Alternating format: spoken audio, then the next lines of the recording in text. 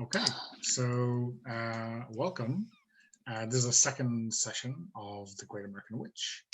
My name is Donna, my pronouns are he, him, and I'm running the game for the Gauntlet. We're short one player tonight, but we still have two. So let's get intros from our players and their characters and maybe a previously on or last week on Great American Witch kind of thing. So let's go character keeper order left to right. No David this week, so Susan. Hi, my name is Celine. I use any pronouns and I am playing Mara. She has a last name, Pete, Mara Pete. Mara is rather young, mid-20s, I think. She comes from a Native American background. Her family is, I think, a Navajo or something. And she is a witch, and she also is a teacher and a veterinarian. Yes, I finally mastered the word. And she's teacher at the college for classes in animal health and stuff like that. She is also interested in nature, and she is a witch of the, let me look here, right, her craft is that of the spider grandmother, which is about connecting the wisdom of creation or in communion with natural spirits, which is kind of nice. Mara, last time on The Great American Witch, we saw Mara get to complain to her girlfriend about some bros that she had in one of her classes and how they were kind of annoying, and how she would like to connect to them to make them more interested in her classes instead of talking about beer and football games and stuff like that. And she trying to figure out a connection, make a prophecy about that. She somehow managed to inhale some of that broness into herself and had to be cured by copious amounts of alcohol, apparently. But it was a neurologist who told her to do that, so that must have been fine, right? Yeah, it's a classic clinical intervention from Miranda, maybe. Yeah. Cool, thanks, Sabine. Mark. Hi, I'm Mark. I use he, him pronouns. I am playing Dr. Miranda Castillo, who is a neurologist and also a witch who practices the craft of Tara. The craft of Tara is about balance and keeping everything kind of in line across the board. Last time, Miranda was meeting with Justine Nolan, an executive vice president with Morningstar Incorporated, a company that seems exceedingly interested in the goings-on at the Institute. They are offering to provide funds to help fund ongoing research and keep the Institute. I keep calling it the Institute. Do we have another name for it? I don't know. But to keep it functioning. And it seems that they are interested, though, in maybe using us as a witch recruitment source. So we'll see where that plays out. Yeah, I think we're calling it the Institute now, right? That's the name. Gotta be. It's official. Yeah, so I think let's maybe, I think, we have a clear idea of what you both want to do, and even if you're teaming up to kind of tackle this conflict, you'll still kind of keep to that chapter. So I think a mission chapter might be the best one to take this on. Mission chapters are moments in the story when the witches confront a major situation, a threat, or go to the cave to complete a quest. This is a time for witches to be the most powerful, to release their true potential, and to demonstrate how awesome and incredible they are. unlike Menace, which is in the mission chapter or at an advantage and in a proactive state. So missions can include invasions, battles, heists, or other moments with a clear start and finish, and that show off the potential of the characters. Okay. So maybe mission is like a little bit overblown for what we're doing, but we're still like you have a purpose, right? You're going to like clearly find out exactly what's going on with these two conflicts. So I think it suits. Okay. So. So yeah, I think for you, Sabine, you're kind of leading for this one, which is to find out, why is Leonard such a bro? That's what I've written in the conflict card for this one. Yeah, so what's going on with him? So I guess why don't you describe maybe the approach you're taking and like how you want to find out exactly what's going on. Why is Leonard such a bro? Yeah, I think last time we decided that instead of using magic, which had gone not quite so well for me, I would use mundane ways of interacting with people and try to figure out who his friends were and figure out from there what was going on with him, because he clearly has friends. And I don't want to talk to the whole circle of bros, but maybe catch one of the bros when there was one who seemed to be a bit more interested in stuff, but got torn away from that by his friends. Like, let's have fun. Let's not care about frogs or something. No, I'm a veterinarian. I don't think I care about frogs. Let's not care about horses like that. Yeah. Horses are girly. Okay. And so at the start of a mission chapter, you get to pick an aspect for yourself. So like, okay. What aspect are you going to take on for this mission? Are you? I think I'll stay with the maiden because power of youth. Yeah, that seems appropriate. Magic of Divine. Let me just look at the others. I have to look at the crone, but I don't think the crone is very appropriate here. Crone. Nope. Doesn't autofill. Damn. It should. It did, but then I changed it back and it stopped. Oh well, I said that. I take that to mean that I should stay with maiden. Okay, so the other thing to note, although even if you plan not to do much with magic, is all magic within your aspect will be cast at will, which means you'll be rolling with advantage. Nice. So if you do decide to break into magic, you'll be doing well. Okay. So I think we decided last week that it was kind of midweek. So maybe it's like Thursday or something when you're catching up, and essentially that means it's the weekend for bros, right? So who bothers going to class on a Friday? So it's probably time for them to wind up their academic activities on a Thursday. So what do you think? Do you want to set the scene on this one in terms of where you catch up with Leonard or maybe his friend? I think I want to catch up with his friend. Let's name him Dan, if nobody minds. Yep. Yeah, I think I want to catch up with him. That's the guy who seemed to at least have some interest in horses, and I think I'll just try to ask him to stay, and because I found some answers to his questions from last time, and he can stay if he wants to. I won't make him, but might be some extra points. Yeah. So I think the way we pitched Dan is that maybe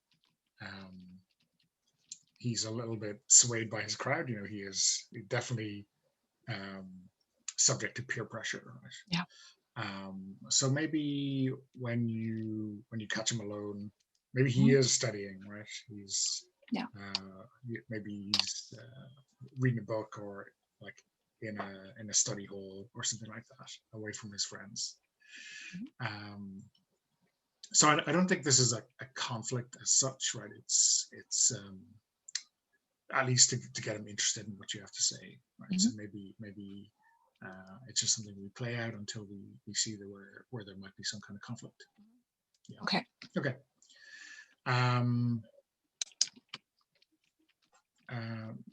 Miss Pete, yeah. What's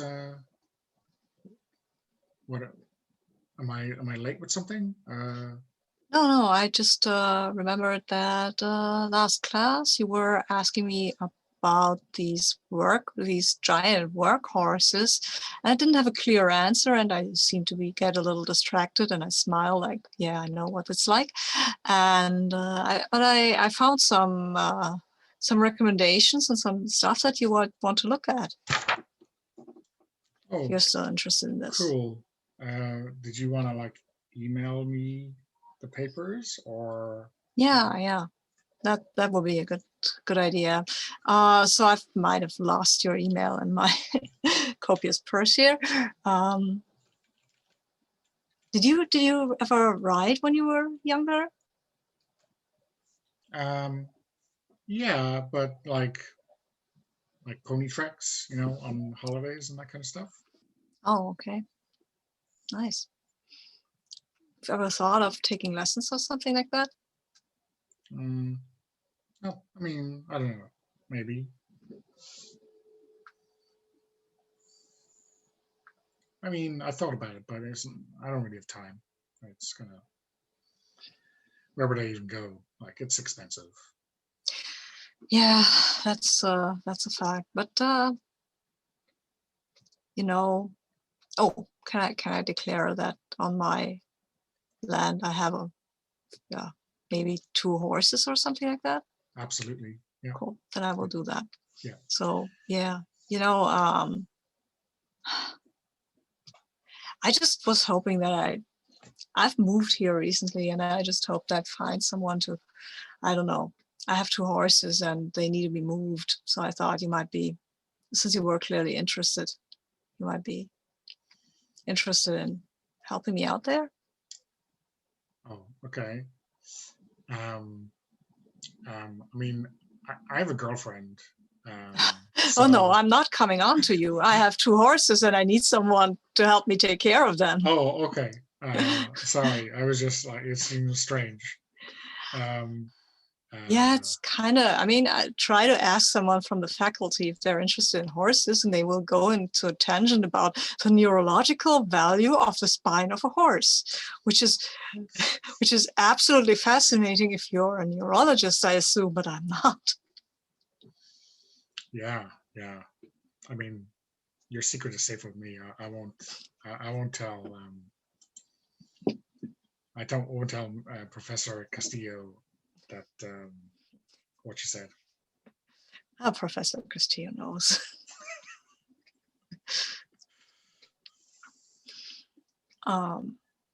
Yeah, I think I will try to continue some small talk, get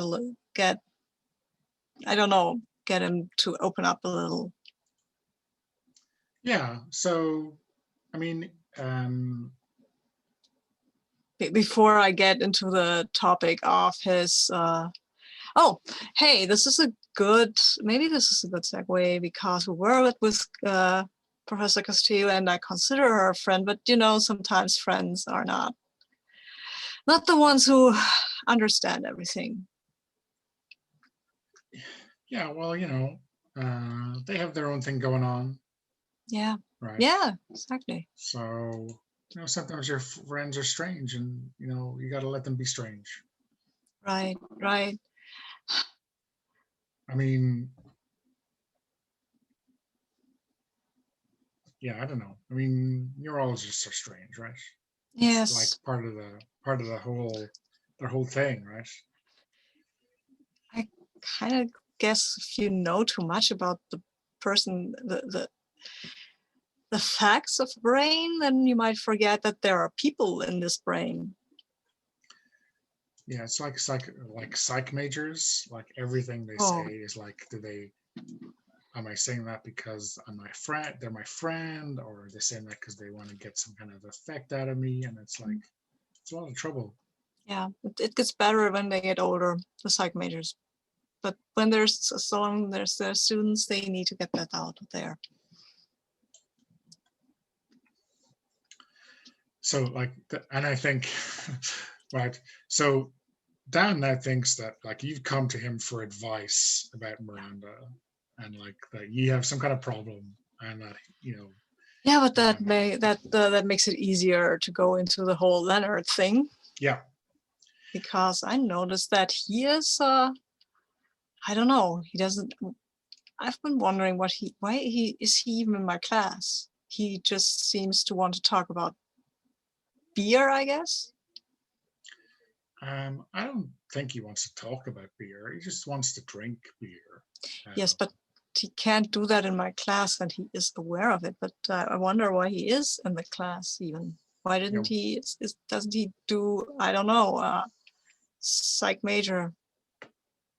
Or I don't know. But your friends. Someone might have said to him that it was a good class. I don't know. Thank you, but I guess you don't talk about stuff like that. Well, I mean, it's pretty easy to get a good grade in vet science in first year. So. So it was a good option because he's a psych major, so he has to take one class like this, one kind of hard science class, and it's the kind of easiest one to take. Oh, is it? Okay, I Sorry. think. No, don't worry. Your secret's safe with me. I've just been wondering because, I mean, I wish I had a way or knew a way to maybe get him interested besides having a good grade. Because it's actually a bit distracting. Oh. Yeah, I don't know. I mean, you could just tell him to drop the class. I don't want to do that. I would much rather try to engage his interest without maybe giving him beer to drink. I mean, there must be something more in his brain than but beer. Yeah. So, I think trying to get down to think of something, right? Seems like we're approaching this conflict back again. Yeah. Maybe this is like a restatement of why is Leonard such a bro, is in terms of like why is Leonard not engaging with the class, right? Yeah, it's more like what's going on with Leonard, because I mean we have clear indications that he might be a witch, which Dan probably doesn't know, but Dan knows him better. And if I can get Dan to open up a bit about what he knows about Leonard. Yeah. So so let me think. This could be awareness, right? You're trying to find something you need or understand a problem. I mean, befriend seems like it's in the area, like you're trying to build up rapport with Dan, and maybe get him to trust that he can share like some suspicions that he has or something like that. Yeah, that would be that's what I'm going for with friend. Yeah. So this might not. I guess this will probably get the truth of what Dan knows, right? If it's a hit, right? This is what we're looking for. Okay. So what do I roll here? So you're rolling 2d6 plus mercy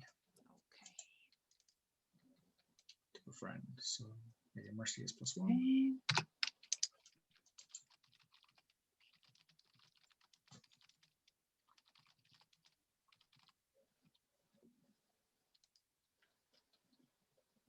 Yes, it's an 8. Okay, cool. So on a hit, the conflict is subdued or resolved. It's not against another player character. So, okay. Okay, so I'll narrate the outcome and have full narrative control. Okay. So I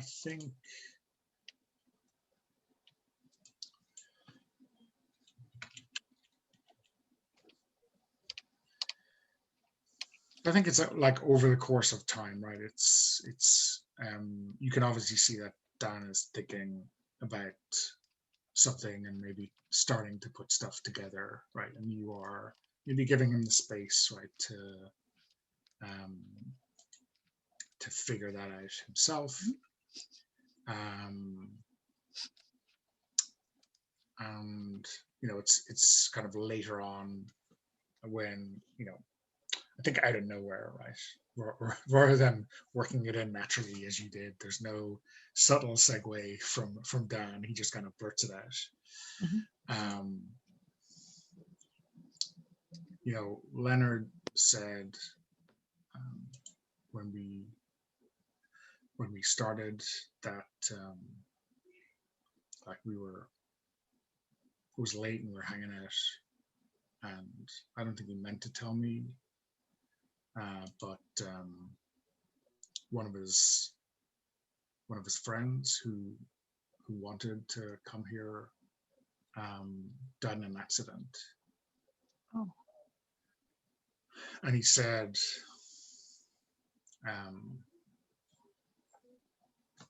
like sometimes I kind of get the feeling that he's still here, that he needed to come to the Institute so much that he's still here. Okay, so it feels hard to, yeah. I don't know. I'm not the psych major, but I think maybe the quieter that Leonard is, like the more he can feel his friend's presence. Yeah, just keep running, because otherwise you might look back. I understand. Thanks for telling me. This is of course confidential. Okay, and then I'll go on talking to him. Should not feel like I only wanted to talk to him to get at Leonard information, right? I have a feeling that he's also, I actually might need someone to help me with the horses, because 2 horses is a lot of work. Yeah. And there are probably some teenage girls who want to take care of them, but they're out of the city, and somebody has to drive them there, and it's a hassle. So having a guy who has his own car might be an advantage. Okay, well, sold and sold, I think. Right? 1 stone, 2 birds. No, let's not harm birds. Yeah.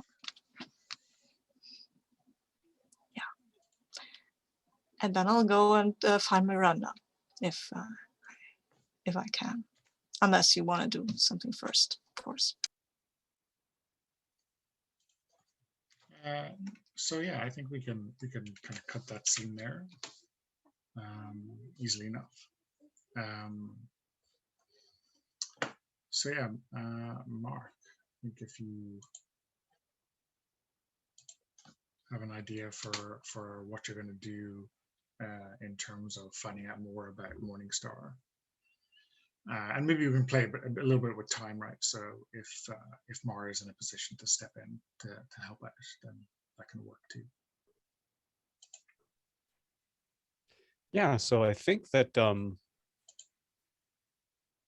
of the things that I'd like to do is um, are can we assume there are other covens in this area? Yeah, I mean, there's the kind of nearby city, right? So of which the institute is kind of off in a leafy suburb, right? Which is Right. obviously college town.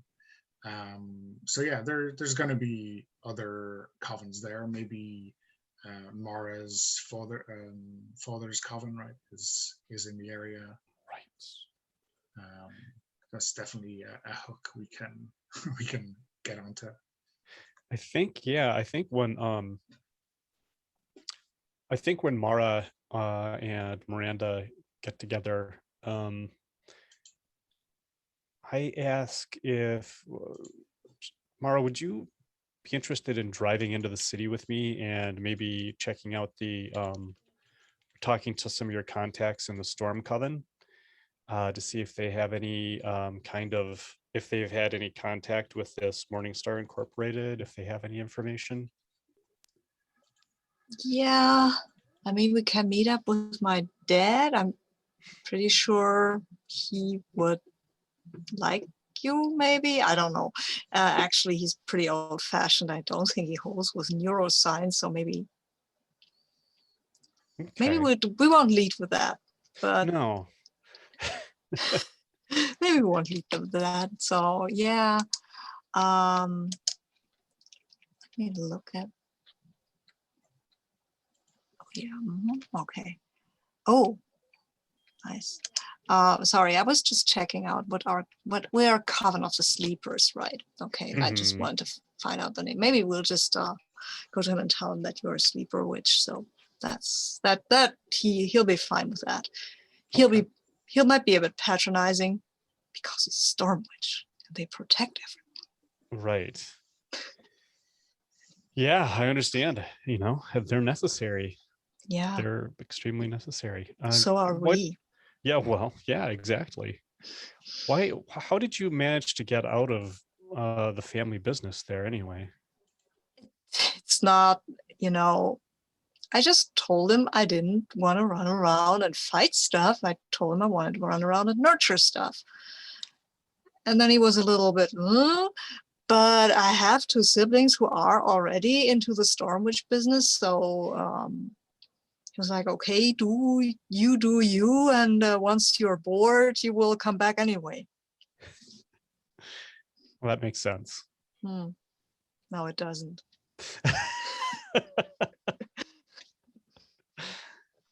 I But think that don't tell him that. I won't. He lives in hope.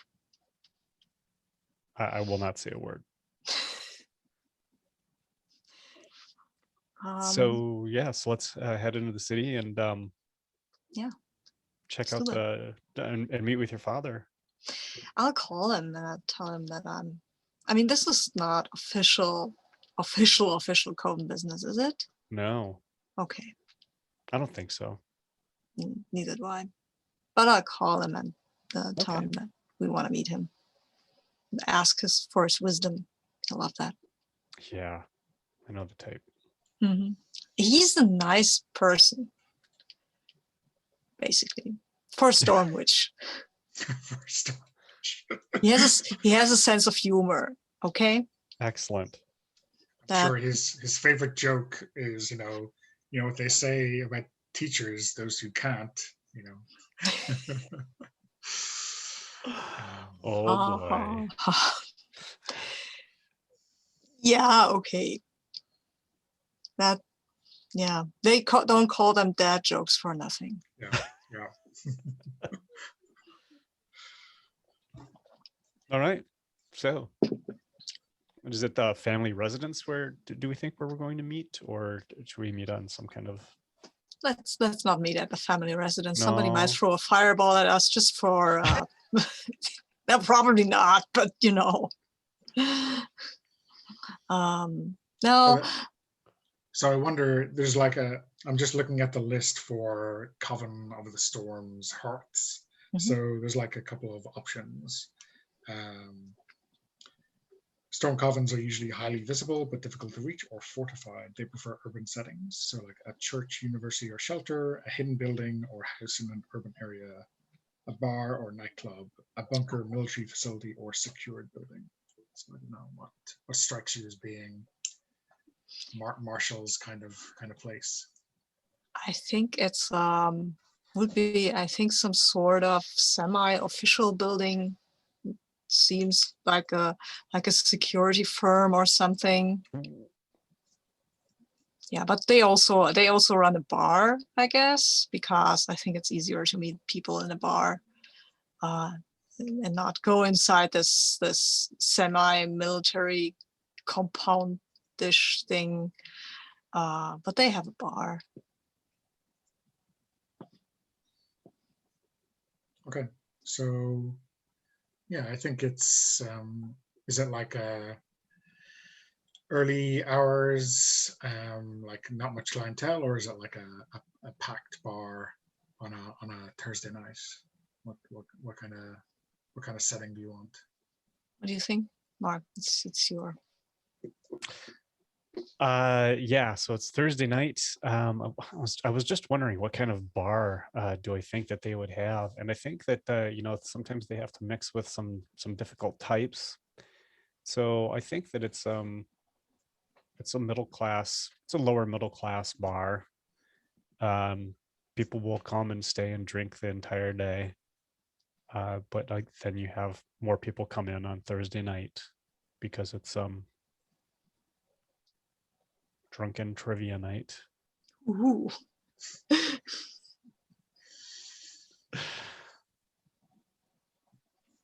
Nice. So yeah, I think that it's pretty packed house. Yeah, so maybe one of your brothers is behind bar tending it, and with a few other people because it's so busy, right? But what kind of relationship do you think you have with your brother? Will you just get a nod, or will he jump over the bar to give you a hug, or No, I mean, I don't live that far away. I think we have a casual kind of, I mean, we like each other, but we don't jump over a bar because we haven't, I mean, I might have seen them recently at a family dinner or something like that. So it's more like he's probably busy, he's nodding, he's waving, and kind of, he knows what I like to drink. So I guess. Yeah. So what's your brother's name? Oh yeah, thank you for the question. Mark, do you have a name for my brother, please? Yeah, so let's see. He's Robert, I think. Robert. Okay. Yeah. Robert P. I was wondering, there's Mara and there's Marshall. Do we have a MA or motif in the family? But no. It could be Marshall Jr. too, or I can't go with Mark. I don't like that one. No.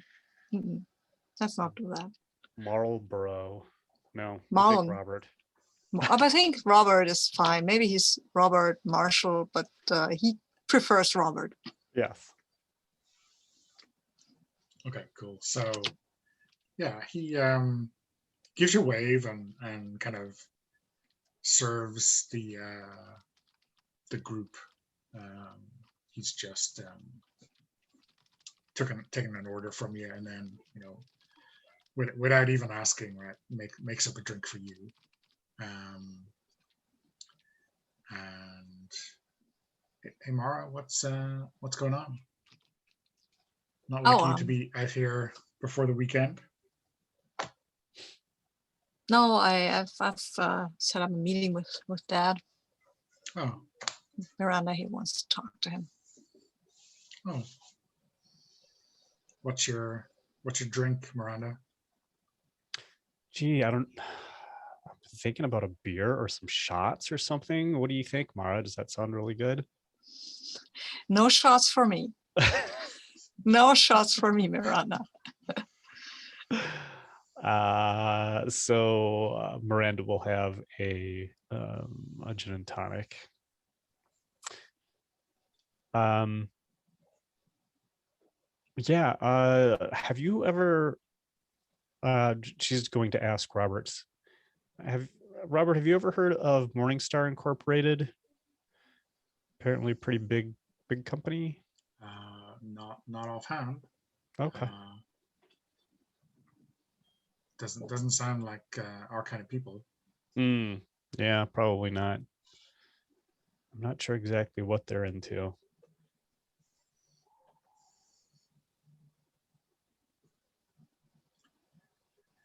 So yeah, you got your G&T, and he excuses himself because he got to keep working. But Yeah. I think he like points you over. There's maybe a back office or maybe a booth at the back where your dad usually hangs out to talk to people. So yeah, I think you can. I think he knows you're here, right? Maybe Yeah. he's got a good eye on the door, and I mean, I imagine I call them that we're coming by because I don't like to just drop in on him. That's not a good idea. Not always. So yeah, he kind of waves you over. So I will introduce myself. I'm Mr. Pete. I'm sorry, I can't remember. Is he a doctor or something? No. Okay. No, definitely Mr. not. Pete, hi. Nice to meet you. I'm Miranda Castillo. I am a colleague of Mara's at the Institute. At the Institute. Right. Yeah. And I think he like says a colleague and looks over at Mara as if to ask like an academic colleague or a witchy colleague, right? I'll tell him she's in the coven. She's part of my coven. Okay. Well, welcome, Miranda. There's not a lot of reason that we get a visit from Mara and her friends. Usually I have to annoy her to come over for Sunday dinner. Yeah, she is extremely busy. She leads an extremely busy life. I can understand. We actually Mara brought me here at my request because I wanted to know if you have heard of or had any dealings with a company called Morningstar Incorporated, which has taken an interest in the Institute, and see if you know anything about what's behind them and so forth. Okay, so, well, I mean, what do we think here? Is this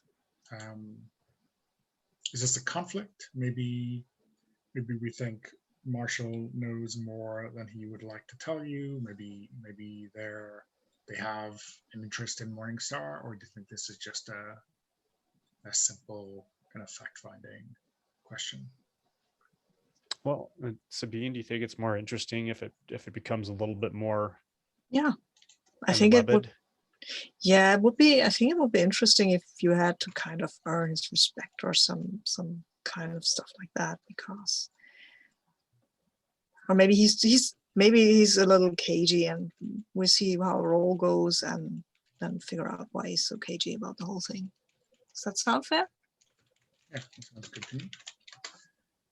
So I've just put in on the threat card, get a straight answer or respect from Marshall and the Storm Coven. Okay. Excellent. So yeah, I mean, you're asking a question straight out the gate. So like what if you're looking to create that relationship, or you're trying to find out something, do you want to just play through it and see maybe we hit a move? Yeah. Okay, absolutely. So I'll explain that we have had a representative, Justine Nolan, from Morningstar, who came to the Institute. Apparently they have some kind of, well, they want to give us some money, but I feel like they really want something in return. The question is, I'm wondering if there's something else going on in the background. And so I talked to my dad, Luis, about it. And we thought it'd be a good idea to find out a little bit more about the company than just what can be found on Google or something. So that's what I'm really trying to figure out. We want to know why they want to get involved with why they want to get involved with the institute, and if they're trustworthy. Well, I mean, there's no such thing as a free lunch, right? Yeah. So what have they said they're interested in? Well, it's starting to see, I've got the sense that they're maybe interested in like the kinds of students that we have that move through that turn out to be witches. And what I'm worried about is them getting into a position, I guess, where they are actively recruiting witches from the institute as we're kind of like moving them through. I don't want to be a Morningstar, witch production factory. Well, this is a problem, right, Mara, when you put all your young witches in one place, right? Yeah, You but got a honeypot, right? I mean, yeah, I but don't know what was wrong with the traditional way, right? We find our own witches, we raise them in the coven, we train them what they need to know. that's the And same thing. That's also a honeypot. That it's not a honeypot because they're with the coven who want to protect them. yeah, but sometimes they want to leave, and that's easier if they get the tool taught the tools that are other than that what your own little coven knows. I'm going to get another drink. Yeah, because we start arguing at that. Yes. I no. So No. Miranda kind of sat back and watched the exchange, trying to stay out of the family conflict. So are you two dating? What's going on with you two? No, nope. Mara's she's got her own stuff going on. We work together at both at the Coven and at the Institute. I mean, not that, I wouldn't. I mean, I would. If I mean, don't, not to say that I wouldn't, Oh yeah, because you weren't doing it like say that you wouldn't date her to her father, because I might take offense, right? And I didn't mean that either. Okay. I mean, just not now. Like right. This feels like it's a little bit. I'm sorry. I feel like Mr. Pete, you're maybe. Are you not? Are you trying to avoid the subject of Morningstar? I mean, I wouldn't say so. I mean, Okay. like you told me what you thought they were after, and I said why I think they might be going to ye, and it's something we've had our disagreements in the past, and I just think it's kind of funny, right? That I mean, I don't like being right all the time, but here we are. Yeah, I'm sure that gets to be difficult eventually. But can you have you heard of them specifically? Morningstar? Yeah, I mean, I would say if you want to, keep your independence, you could try saying no to them, right? See what happens. Now, when you say try saying no, is there something I should be aware of? I mean, I mean, have you admitted that you are training witches? No, sir. Okay, so you could try to play dumb, right? You could like pretend, you know, maybe get rid of all the info you have on your witches and let them pan dirt. Okay. Yeah. But yeah, I mean, like,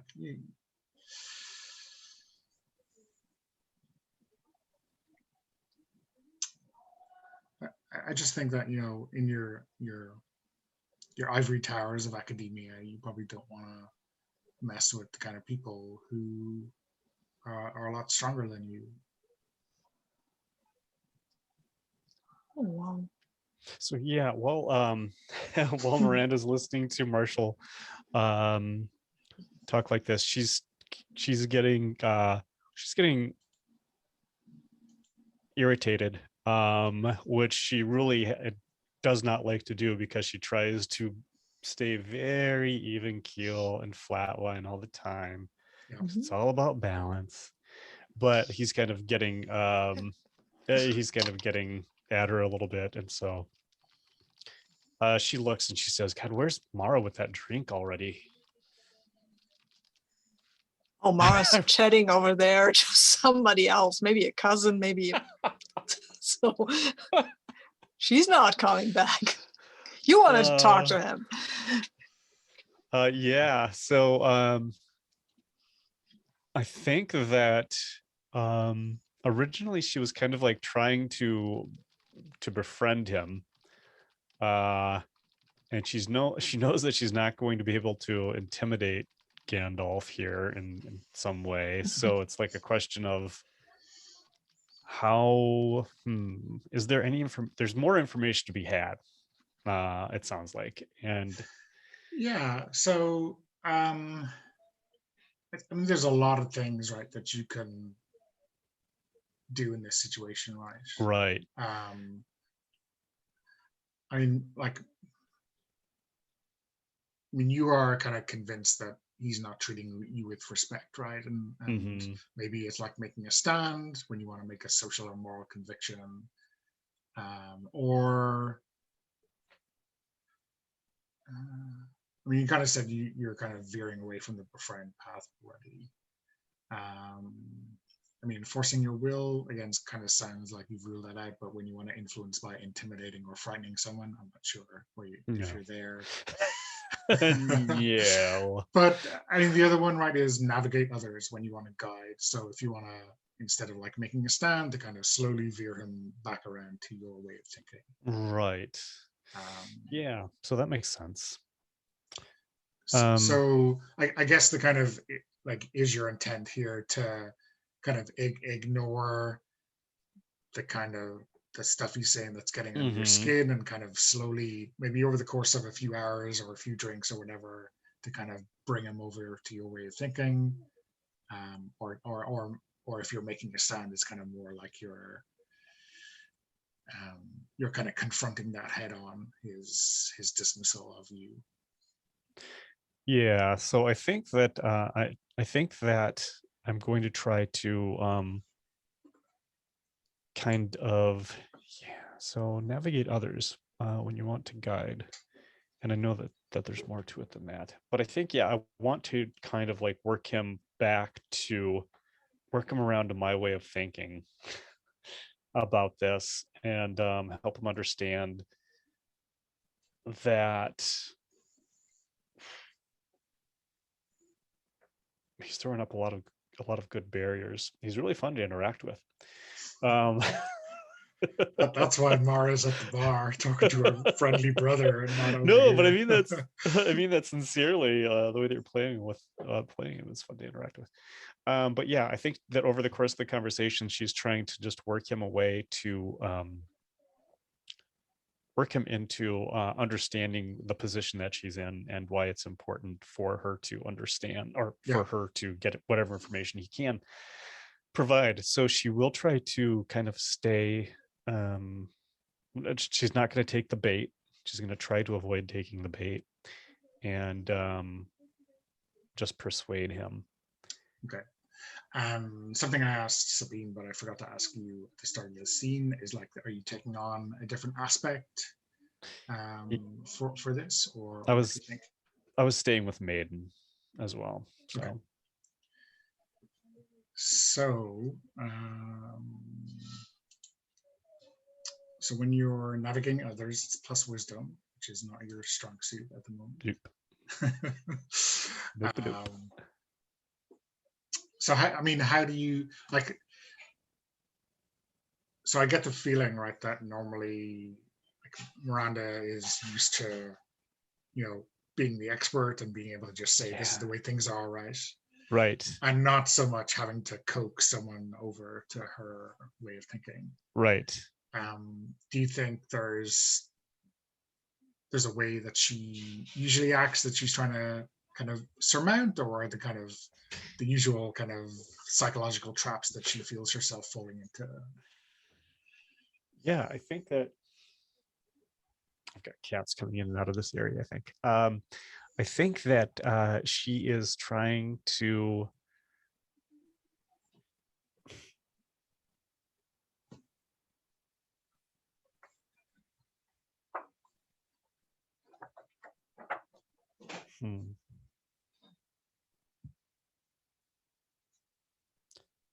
her approach is to try to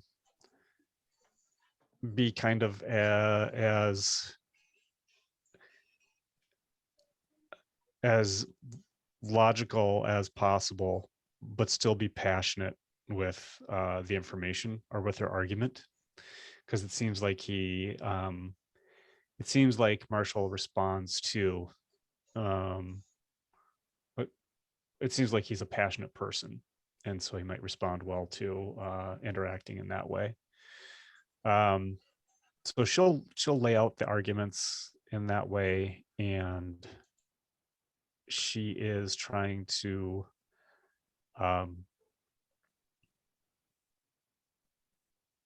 she's trying to lay out the arguments logically and influence him by being passionate about the most important facts. And I think that she is going to, let's see, so I can spend a charm that I have to change my aspect temporarily, I think. Yeah. And so is that the way that I would get wheel? So you have no, so you would actually like switch the bonus, right, for your aspect. Yes. And it you get wheel for magic, which is in your aspect, not for any roll. Okay.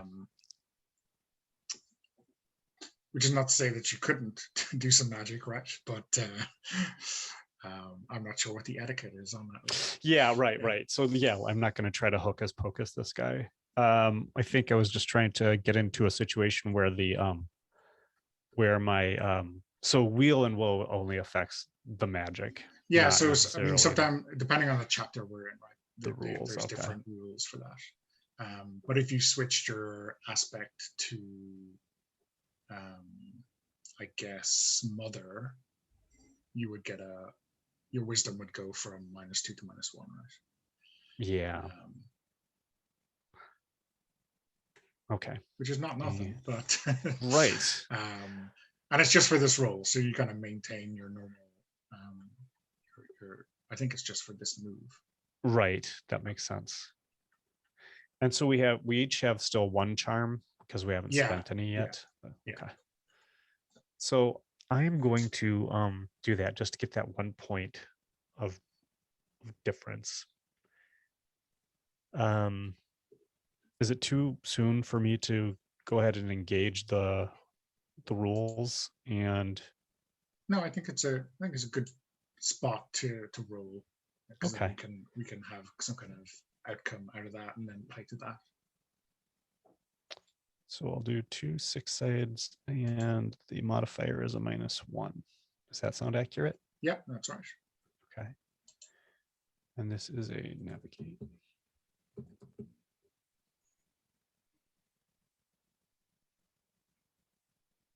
Okay. So Okay. yeah, so that comes up quite short. Yeah. So. Ooh. It's a move against it. Oh, not a character player, I Yeah, guess. it's not one of those options, but it's yeah, and I think it's not that you get a sense that Marshall is listening to you, but he is like some of the things you say, he's kind of nodding at. Those are kind of true, but he just it's like you get a sense that he knows you are not the right people to be taking on this threat. Awesome. And yeah, he said, listen, if you want advice from me, I'll just say what I said at the very start. You are not the kind of people to be taking on Morningstar. They're way too dangerous for you. Okay. All right. Well, thank you so much, Mr. Pete. I really enjoyed having a conversation with you. I'm sure that we'll meet again here sometime soon. And then she's going to excuse herself from the table. And as she's walking by where Mara is sitting at the bar, she stops to grab her and says, "Your father is charming, Mara. Thank you." Mara looks up and looks at you and says, "Are you okay?"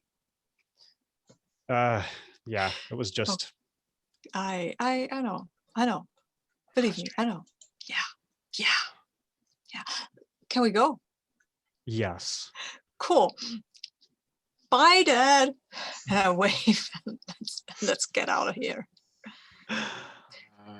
I guess your cousin or your brother who you were talking to just gives you a wave. So like, see you next weekend or whatever it is.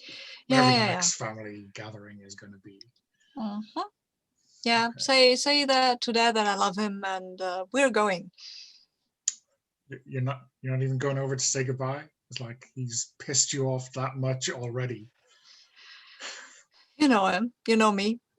I go over, say goodbye to him, and I make a snide remark because he was mean. He was not very nice to my friend, and then he'll make a snide remark at me, and then we go at each other. I'm leaving. I'm leaving. I'm wise to this. This is a circle, and I'm not going to be trapped in this. Where was this wisdom like 3 or 4 years ago, Mara? I was a child 3 or 4 years ago. Okay. Love you. Bye. I love you, Mara. I'm like, we'll see you next time. Okay. I think we'll take a break. Yeah. Now, unless there is a funny thing that you say to each other in the parking lot as you drive away or as you get into the car or whatever it is. It was tempting, but I can't. Okay, you have our break to think of something. L'esprit de l'escalier is alive. Oh, yeah. Well, right? Yeah. Okay, so do you want to say back at 25 past or back at half past? How do you prefer? 25 is fine. 25, okay. So see in 6 minutes. Escalate. Good. Okay. So we're back, and I think we're gonna switch to a different type of scene for this drive back. I think it's a good opportunity for our two witches to brainstorm or to vent, maybe. So I guess there's another meeting type of scene. We don't confront conflicts or roll dice for actions. We can introduce truths in the setting as long as they're not about another player's witch or existing or subdued conflicts. And then we kind of just point ourselves towards the next chapter. Cool. So tell us, Mara, was this like a typical kind of interaction with your father about magic and your Yeah, competing viewpoints? definitely. Yeah, that's pretty much how it goes when we start talking about magic. That's why we usually avoid that. Yeah, that's got to be tough, though. I mean, it's such a big part of our lives. Yeah. I mean, I don't know. I can understand why you don't go to Sunday dinners when you don't have to, I guess. Yeah, sorry I bailed on you back there, but it wouldn't have ended well. We would have started arguing and that wouldn't have been helpful. Yeah. I don't know. I don't know if it would have made any difference because I got nowhere. But the thing that he ended by saying was that we should not get involved with Morningstar because they are too dangerous. So, I mean, obviously there's some stuff that he's not telling us, but I don't know. I guess I'll tell my granddad that maybe we should not accept the money. I mean, if he says they're dangerous, even if he says they're too dangerous for us and not for him, still that means that there is something there. Your instincts about the whole thing were right. Yeah. He also, he kind of indicated like if we're at a point where we've already had interactions with them, they might make an offer that we don't have any option but to accept the offer. Yeah, that's the problem, right? They got a foot in and now they might try to force the door. Yeah. So I think we need more stuff on who they are and what their strengths are, because even getting them to leave might not be that easy, as you've said. Oh, jolly. Also, my student, I think he's haunted. You think your student's haunted? But Yeah. wow, seriously? Yeah, Dan, his friend told me that he apparently had lost someone in an accident. He had a feeling that that person was still hanging around and, Wow. Yeah. Wow. So Right. maybe he like drinks, or maybe he's just trying to stay numb or something. He tries to stay. He apparently when things go quiet, he can hear them better. Oh my God. So he has to make a lot of noise, which okay seems a reasonable assumption, but I don't know. I mean, yeah. Well, so you're gonna try to speak with him personally and see if you can make any headway, or I mean, Yeah, maybe we dear can help him student. with that. Oh, hey, I've got an idea. You're a neurologist, aren't you? And you could totally have a neurology project where, you could like, sometimes people have a traumatic experience and they have echoes in their heads, in their brains, and there's whatever the technical term for this is. Obviously, brain is a technical term for brain, right? Okay. Yeah, and you can maybe detect something in the electrical impulses and kind of exorcise these things. I mean, you have to make up the scientific mumbo jumbo for that.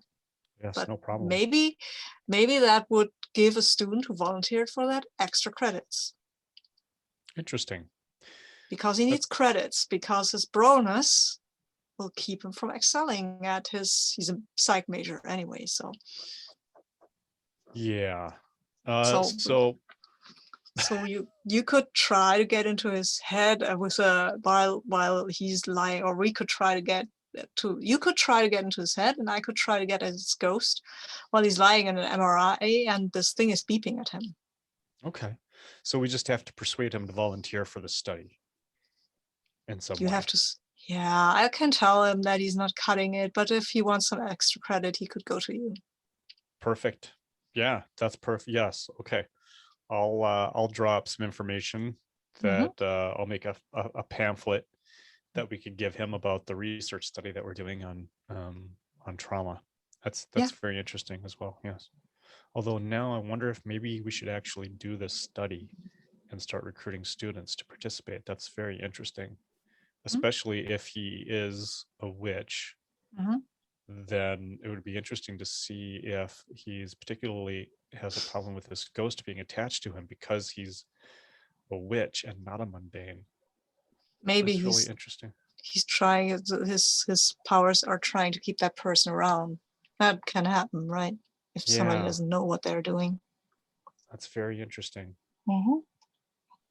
Okay, well, this will be an establishing case for an ongoing study. Interesting. So that's definitely going to happen. Okay. And you know what about these morning star types? Maybe we could do some sort of, I mean, this didn't work very well the last time I tried it, but do some kind of divination. Because, I mean, Grandmother Spider is good with seeing into the future, right? Yes, that's a very good point. We should totally see what Roxanne thinks about this whole situation. Maybe you could introduce me to her and I could try. I mean, if she is a witch, this might be a problem, but if this is a problem because she's a witch, at least we know where we stand, right? That's true as well. And then you don't have to veil everything. And this is a scientific term for a person who might actually have magical powers. So yeah, we could certainly do that. So I guess I'm torn between trying to put them off as much as possible and trying to delve deeper. But you're thinking, let's go ahead and find out a little bit more from Justine Nolan if we can. Yeah. Okay. All right. We're going to do it. I love this. Love this plan. Happy to be part of this plan. Cool. Yeah. So I think we're still on a mission, right? We're just with a mission with an interlude. Yeah. Mission part 2. Yeah. Mission Impossible part 2. Rolling a 7 is just the Mission Impossible. Yeah. True. But yeah, which one do you two want to do first? The kind of neurology mousetrap? Is that the right term? I think so. Yeah. I think that this will be interesting. I think we should really try this. So do we imagine some time has passed? Because if you want to make it a real study, you probably have to do a little bit of homework. Whereas if you just want to shove them into the MRI, whoops, you can probably do that straight away. Although we're going to get to that point as soon as we can. Yeah, sure. But I mean, we just like time passes, a week or two or whatever kind of timeline we want. Yep. And during this time passing or this montage or whatever, I think that Miranda finds that she's putting in a lot of hours establishing all the necessary information to get this study off the ground.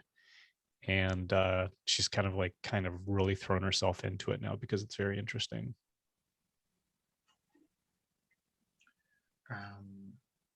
Cool. Yeah. And is Mara kind of maneuvering Leonard, maybe even through the help of Dan, into this study, or what's the... I think it's pretty basic, telling him that, hey, your grades aren't very good in my class, but my friend here is having this study, so you could earn some points here. Do this. I don't think that should be a very hard sell. Yeah, Are you like dropping a bad grade on him? Maybe Sure. maybe Dan's revelation to Mara that she's an easy grader Mm. has has hurt a little bit, or has A found its little, mark. yeah, it has a little, but also, I mean, I don't think the way I've described it that he's a very good student. That is true. That is also true. Both So things can be true. yeah, yeah, he may deserve that D. yeah. Yeah, and I think. But I think that Mara will actually get Dan to, if he's interested with the horse thing, she will pursue that. Yeah. So yeah, I think in those intervening weeks, right, he is helping you out at the stable and doing a little bit of finding his feet, if that's the finding his horse legs, whatever the right phrase is. I have no idea. Breaking in his saddle. Don't, yeah, well, okay. Whatever the right phrase is. He's rediscovering how to ride a horse. And seems to be, he's fine with it. He's not like a world-class rider or anything, but he seems to enjoy himself, right? Okay, that's good. Yeah, he seems to, I think having seen him in his like normal interactions with his friends and then seeing him outside of it, it's a kind of a big revelation to Mara, and maybe a little bit to Dan, right? That he's getting more time away and being able to kind of do his own thing. Yeah. Okay. So, yeah, I think I imagine there's a line of students, right?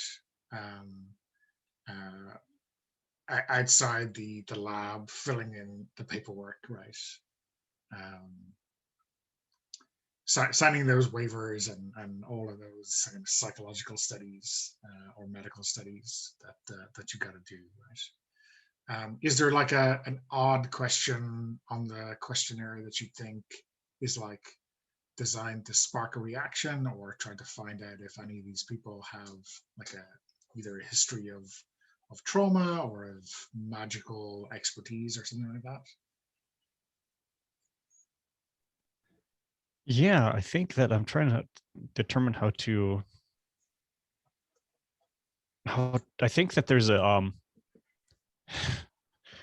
there's part of the assessment is that there's a short section about the supernatural and about what that person's beliefs are, and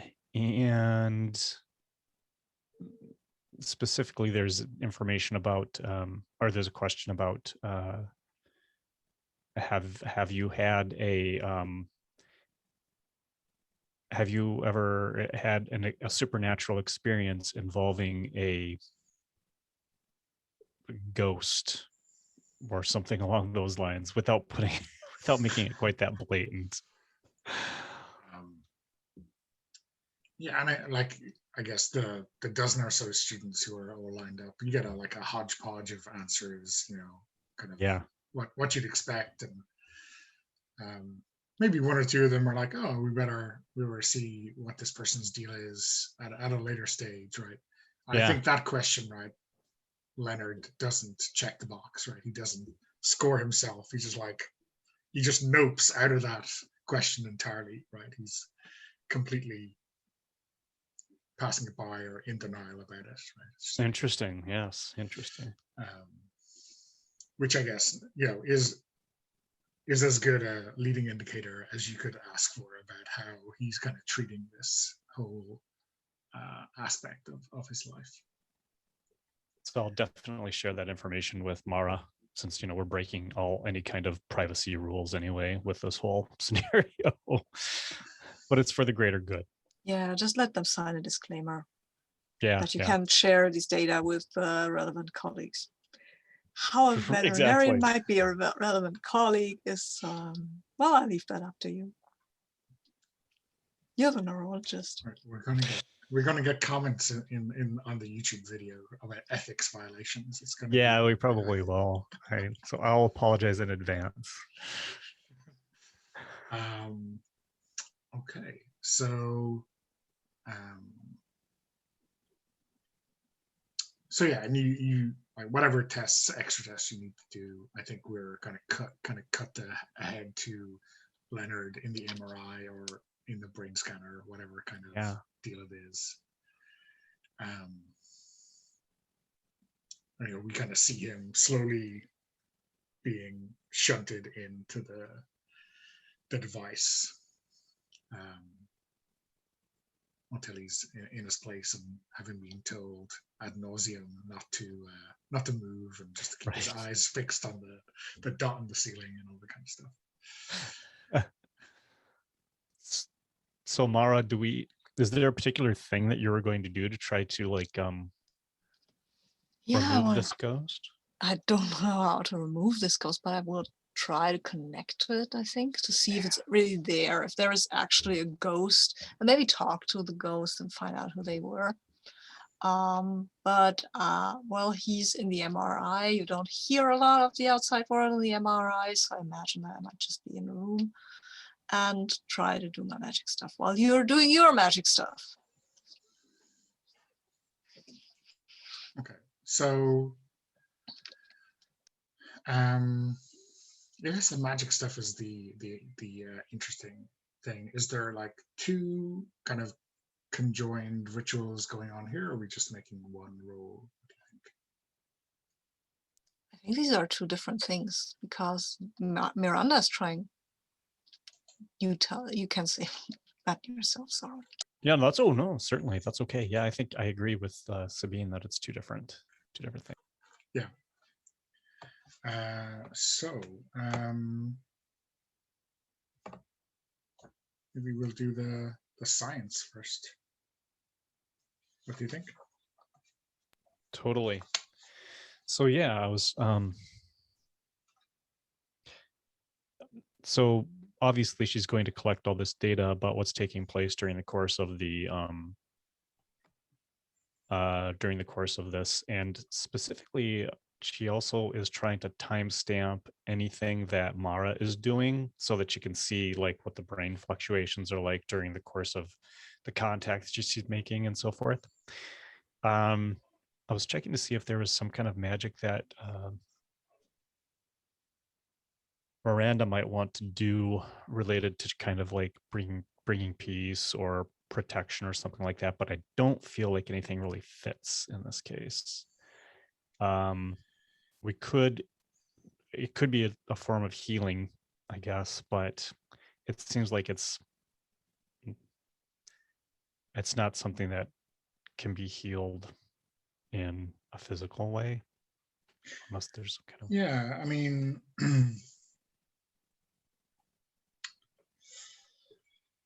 I mean healing seems to be where it's at, but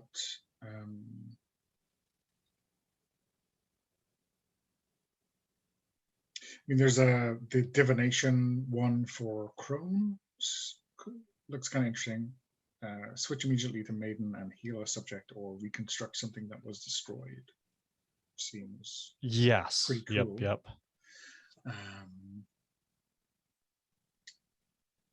But yeah, does it make more sense to do Mara's magic first then, and have you swoop in with the better kind of follow-in effect? Yeah. Okay. So what do you think, Sabine? What's the magic here? Yeah. I think I have the mother thing that says you can see all possible futures as a result of present actions or decisions. I wonder if I might see some stuff of the past. Okay, yeah, I think we can. Or is there? Let me check the rules. Is this right within their aspect? Oh, okay. I can use magic without my aspect, right? Yeah, but remember, we're starting a mission chapter again, so you can choose your aspect at the start of a mission. Mm-hmm. So you could switch to be To mother, yeah, okay. now and then get that extra benefit. Yeah, but I want to actually, what I want to do is talk to a ghost, and that is not within my aspect anyway.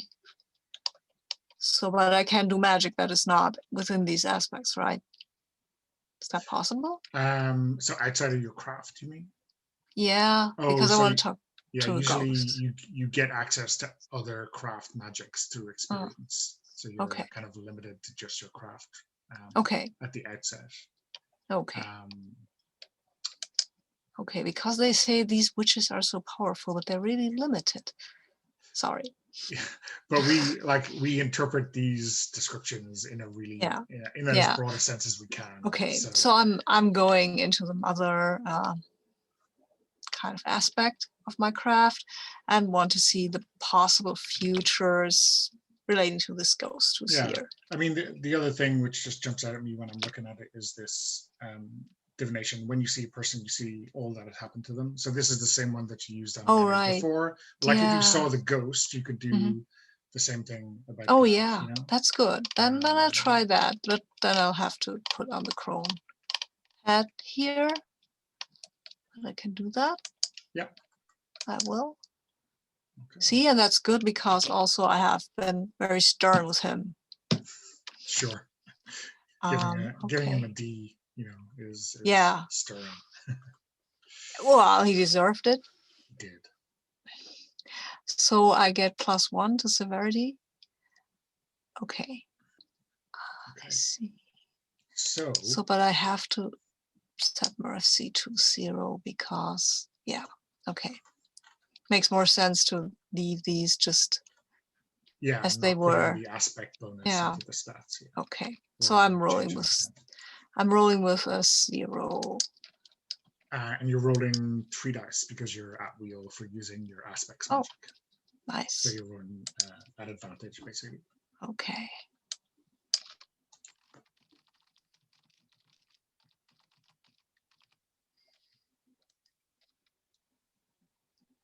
Wow. Wow. Even if I was adding all of these, I feel like this is not magic I'm really good at. A 1, a 2, and a 3. That is some roll. Okay. That is not a good roll.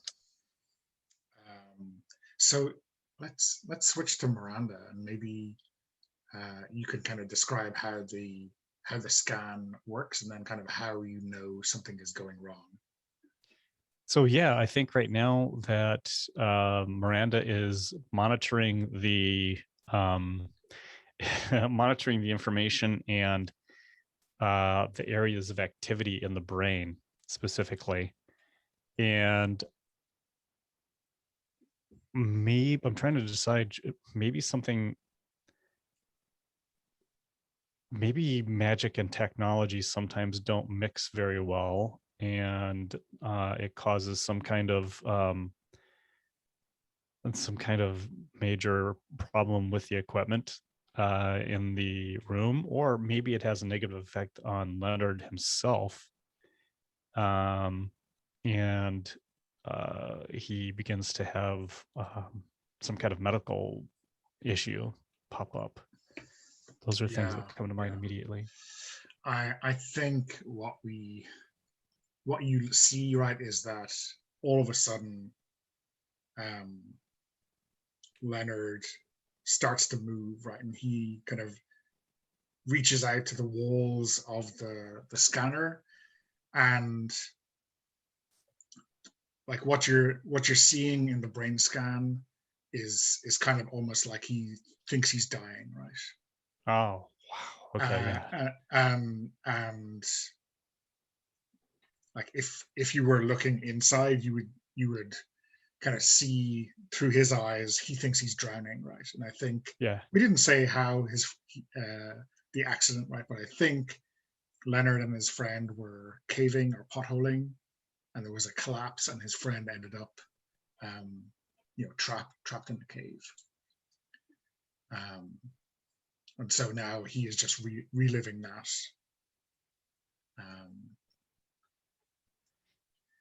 And so like it looks to you on the scan as if he is, drowning now or being crushed or something.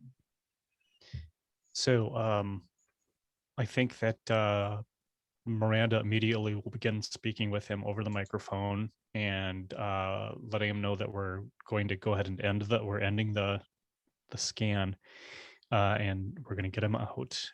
But I think as soon as she's done hitting the button to get him out of there and she's done speaking, she will attempt to a couple of options here. We could protect him from harm, or I could heal. Is it protecting from harm? Is it too late to protect him from harm? I think you could do that. I think it makes sense. To maybe pull him out and to do some kind of healing or protection magic to kind of drive away this kind of shared or memory that is turned into a real kind of physical manifestation. So yeah, that makes sense to me.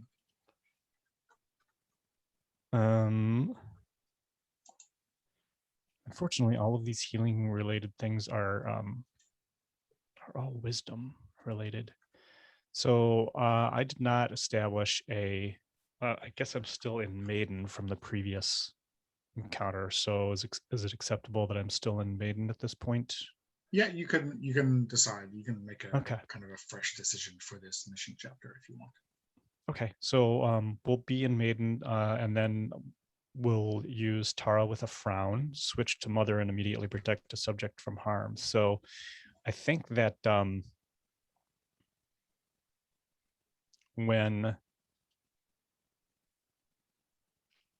when Miranda starts to do this, it's all kind of like it's all kind of whispered under her breath, some incantations, some like meditative chant that she's using to speak directly to Leonard, to calm him. And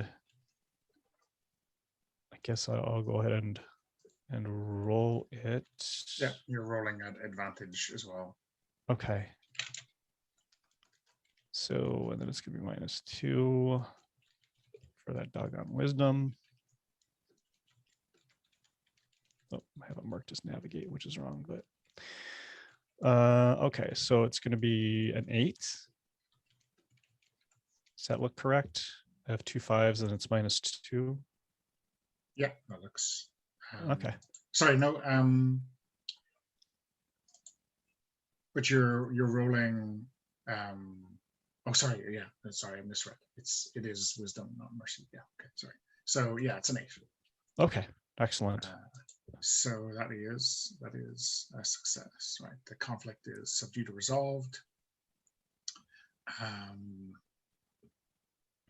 Okay. Yeah. So. Yeah, I think you kind of feel, even though you can see that there is nothing like physically going on, like when you kind of draw your kind of arm over him or a blanket over him to kind of protect him, you can see like an immediate physiological reaction, right? So he stops shivering and maybe he like coughs out a sputter of water, like dank water, such as you might find in a cave, right, or something like that. And it's like a real expelling all of the energy from the ghost's death out of him. And then he just draws a ragged breath, and kind of looks around in kind of horror and kind of confusion. He really doesn't know what's going on. Okay, yeah, and so Miranda will continue to try to talk him down a little bit to reassure him and try to bring him back to the here, and help him understand that he's safe where he is. Something. Yeah, and I think he kind of his thoughts kind of catch up with what's just happened, and he kind of just looks blankly in shock for a while, and maybe like sits down and get something to drink, or like a warm drink, because he's kind of shivering now a little bit. Now, whether that's the shock or the kind of psychosomatic effects, you're not sure. And he kind of looks up at you and says,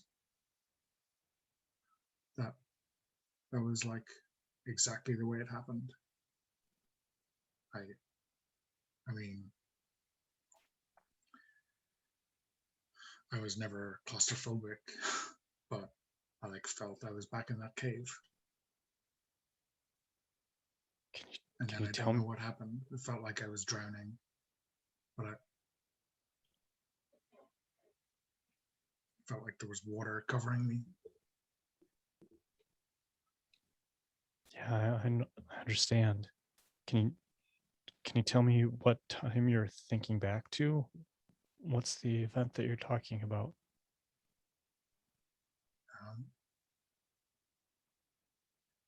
My friend, we were potholing, and then we got stuck, and I got out, but it felt like I was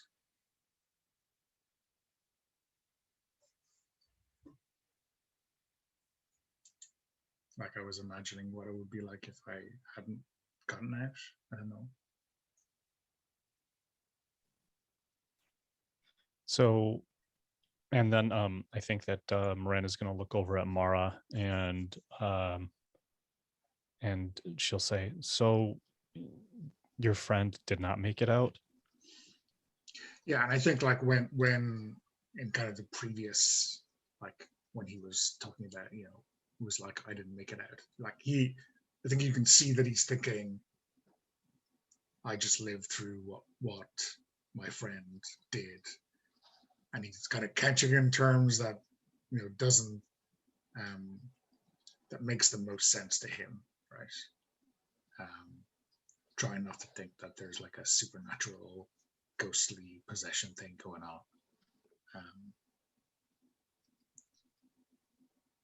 Yeah, he didn't make it. Did anything happen to me, because I kind of dropped the ball on this poor spell? I don't know if there are any consequences for doing this. So I think, I mean, like fictionally, I guess, right, what you were aiming for was to kind of see the ghost and kind of get a sense of what they went through. So maybe you get exactly that. Maybe you get exactly the same kind of echo that Leonard got from your kind of control seat. Okay, yeah. So I'm kind of not feeling too great myself here. I would have, yeah. I'm just sitting there real quietly, because I'm just trying to breathe, basically. Breathing is nice. Seems like a good idea. If you can.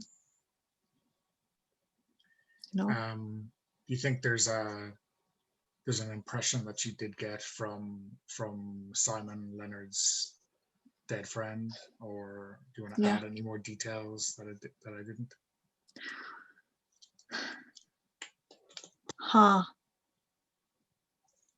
No, I think that's what I think that's the name is good. Having a name, yeah, like that. But no, I don't think I had the presence of mind to get anything else, because this is a rather horrifying way to go, like not being able to breathe, right? Yeah.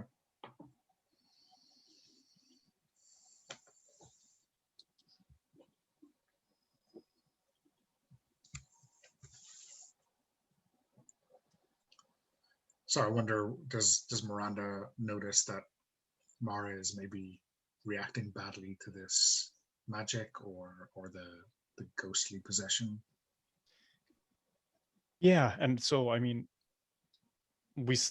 Mara seems like she's shaken. Yeah. And concentrating on breathing. If there's,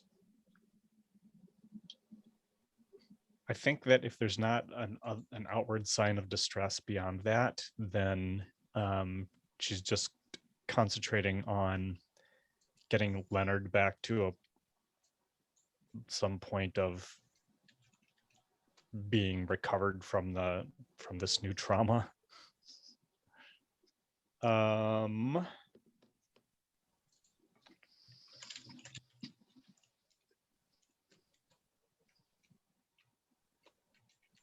Yeah, I mean, Sabine, how else is Mara reacting beyond that?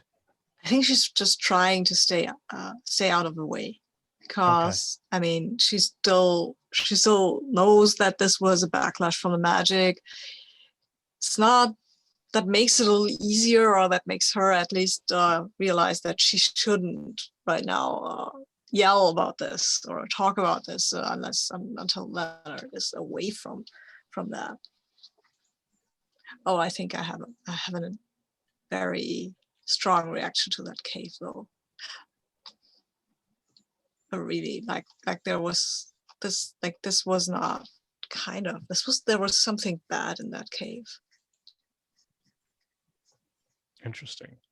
Yeah, and that's what she's just trying to struggle with, whether this feeling of badness is something real, or if this is just in the ghost who, after all, drowned there in this mind. Yeah, so she's trying to figure that out and try to stay out of the way and not be noticed by Leonard, because why would you need that to help you with that kind of research? So is Mara like traumatized from this now in some way, in addition to Leonard being traumatized? Maybe a little. Is there anything like consequences or something like that in this game? Impacted by browiness. I think Yeah. I've gotten beyond that with the whole thing that we did with the shots, right? Yeah, that's gone. Though now you seem to, you're just working through Leonard's various issues firsthand, it would seem. Yay! Yay! But I think it's interesting. Maybe there is something in that cave, right? Something something else, right? So and maybe it's now it kind of has noticed me. Yeah. Okay. So I think I'll give you a charm, right, for that. Nice. I can bribe you to accept a new conflict. Oh, nice! I totally will. Conflicts are great. So yeah, I mean that's not going to be immediate, but I think I'm gonna do it now. So I'll just write a note: haunted by the evil spirit from the cave. Yeah. So when you when you decide you want to go to the cave, we will make that active. What did you call it? The evil in the cave. Yeah. Maybe I'll think of a better name for it when I talk to Miranda later. Yeah. Okay. But right now I'm good with evil spirit from the cave. That was like, well. I've given evil and cave capital letters just so we know that it's a real thing in the conflict. It's not just any cave or any evil. It's the evil in the cave. Yeah. Okay. Awesome. So, yeah, I think this isn't. I mean, this is probably not the game we're going to play, right? But this kind of incident will require some kind of investigation or report for the ethics committee, right? So, yeah. that's a whole that's a whole Yeah, but bureaucratic slog. But the truth is that he was in a cave-in and then he was in an MRI tube and he had a flashback. That is actually something that is easily explained, and he will have signed a waiver if we're at at an American university where you have to sign waivers for everything. Yeah, At I'm least sure that's what I there was imagine. probably a checkbox for Yeah. claustrophobia over there. It was a checkbox, I'm sure. Yeah. Yes. Yeah, I mean, there's usually, if you go into an MRI, they will actually tell you, yes, you have to go in there. And if you have claustrophobia and if you say so, they will give you a sedative. So. But yeah, so he said he did. And before this, he said he never felt like he was claustrophobic. So Yeah, I mean, this is nobody's fault. This is just bad luck. Yes. Okay, cool. So, so I think that's all. That's the thing that happened. And I guess the other strand of this mission is Morningstar, right? I mean, you certainly have an interesting result, right, for Morningstar if you wanted to. I don't know what you think.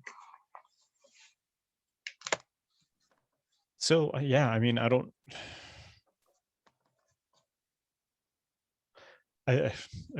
Is it another thing where we've been noticed by this entity now? The institute has been noticed by this entity, Mara. So or Sabine. So we're going to have to deal with it now going forward, one way or another.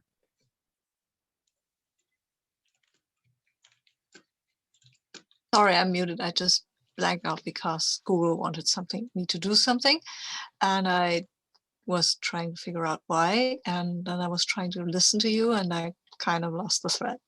Can you repeat that, please? Sorry, you're muted now.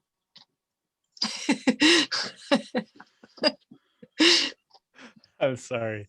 Yes, it's a question of is it a question of we've been noticed by the entity that is Morningstar, and we're going to have to deal with them in one way or another going forward. We can't just put them off indefinitely, I suppose. Yeah. Or just we can't say no, I'm assuming. Yeah, so I mean the way I'm inclined, right, is that whatever about before, right, with Marshall's warning, that is kind of now the truth. That's the price of the miss, right? Is that the stakes are suddenly raised. So I shouldn't be showing you my moves behind the curtain, right? But this game isn't like Apocalypse World. It doesn't tell me not to say what moves I'm making. Right. But yeah, I think it makes sense. You've got a kind of a clear warning, but also like an indication that Morningstar are not to be trifled with. Right? And now that you're in their sights, it's a big challenge to get off their hook, if I can mix metaphors. Not asking for permission to mix metaphors. So yeah, I guess it's kind of completely up to you how you're going to deal with that, right? Whether you're going to continue to dance with them or to try to mislead them or get them off your back. So maybe we could try to get this. What was her name? Justine. Justine on our side, maybe. Yeah, totally. Yeah. So maybe we will make an appointment or make an appointment. Let's get in contact with Justine, tell her that we'd like to meet to have some further discussions about our relationship going forward. Yeah. We'll have. And I can try to divine her and roll another 5. Yeah, I know. Make things worse. Can't control the rolls. Yeah. So let's let's have dinner Mhm. and see what we can do with her at dinner. Okay. So shall I be there? Yeah, I think we're both going to be there Okay. at dinner with her. Great.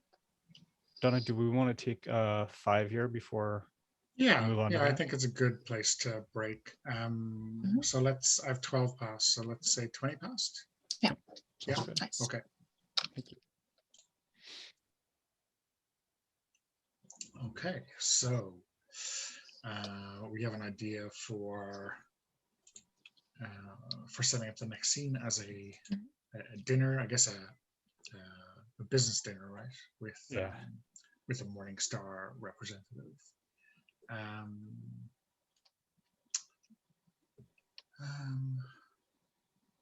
wonder if this is kind of like a momentum chapter, maybe. I mean, you're not in Menace, and you're kind of out fishing, but scenes in the momentum chapter focus on escalating story events. They're used like Menace, but without major life-threatening conflicts. Momentum scene chapters are great scenes to introduce new conflicts into play. If the guide is having trouble determining where the story may lead, momentum is a good way to find the narrative beats. So I guess this is kind of a fishing expedition in some ways. So just let's see where it leads us. Do we think it's just the three of you in a nice restaurant, or is this a different setting? I think, yeah, I agree with Sabine. It's 3 of us in a nice restaurant, I think. Okay, cool. So yeah, I think so. The impression you get from Justine in the previous meeting was like she kind of knows knows how to ask the kind of leading questions, but is quite happy to take her time with the process. So I think, with aperitifs or whatever, there's like a lot of small talk, and she's not pressing for anything quite yet. So like when do you think you want to make your move, or how do you think the meal goes up to that point? I think that during conversation, I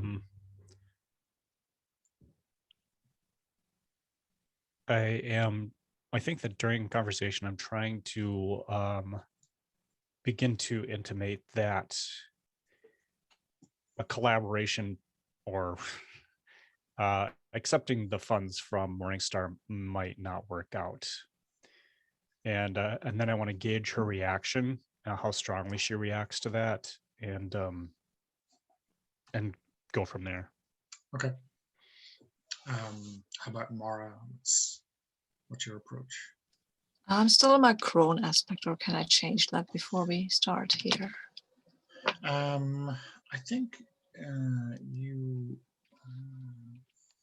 you're usually in whatever aspect you were on that. I think the mission ones are okay.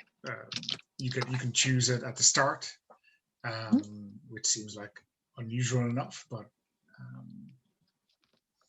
if some time has passed, or maybe we're playing with time a little bit, right? No, it's fine. I was just yeah, letting that inform the way I'm behaving, because if I'm in a crone aspect, I'll act differently. sure. Okay, yeah. So I think I might ask some questions about her company, not like confrontational, but still like, okay, you're a large corporation, or what kind of policies do you have? Basically, just trying to gauge if they will at least give lip service to ideas like environmentalism and stuff like that, or if they are just like, don't care. Well, we'll follow the regulations. We do what the law says. Okay, yeah. So Just a bit of fishing about how she wants to present her corporation. Yeah, I think this is probably not an unusual question that Justine would have had, right? She's an executive, and I think she probably, I mean, this is not like a formal situation. So it's not like she is just giving you the company spiel, but in their area of research, it's really important to have a good process behind everything, I have an idea. and we It's a wild idea. So let me run this okay, yeah, go. by you. And I would have run this by Miranda before we started. But what I would love to see her reaction if suddenly a raccoon showed up and ran through the restaurant, and just to see how she reacts to that, because that's very telling, isn't it? So Sure, yeah. I mean, I would ask my friend if he would do me the favor, and I will get him a solid amount of the beer he likes and some cake. well, I imagine that we might see him with a bottle of Grolsch or some kind of bottled beer, um, running. It's like, okay, you can make all the promises you want tomorrow, but I'm taking what I get as part of my diversion. So do you think? I mean, seems like a way to kind of provoke Justine to get like a read on her, right? Or is it like so that seems like an awareness thing, but is it like an opportunity to bond with her over the situation, or what do you think? I mean, we can do both things. I can be aware and you can bond. It kind of depends on her reaction too, I think, in which way we go in that direction. But yeah, so let's do that. You be aware. I'll befriend. Okay. Double whammy.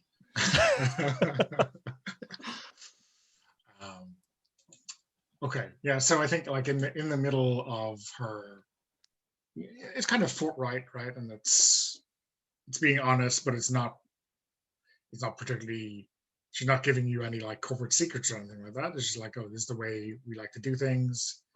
Kind of almost like there's rules for a reason, and we kind of like to follow them if we can, So yeah, why don't we, Sabine, why don't you roll first, and let's see, how much Awareness plus wisdom, right? Yeah. Okay. Plus wisdom.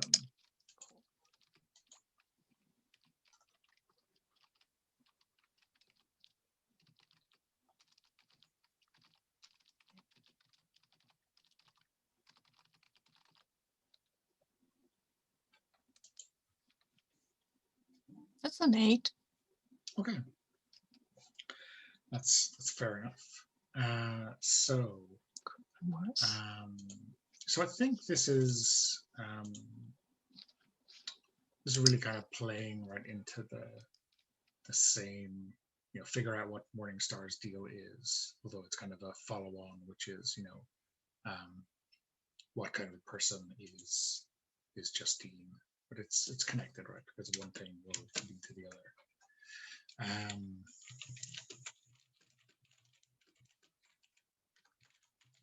Okay.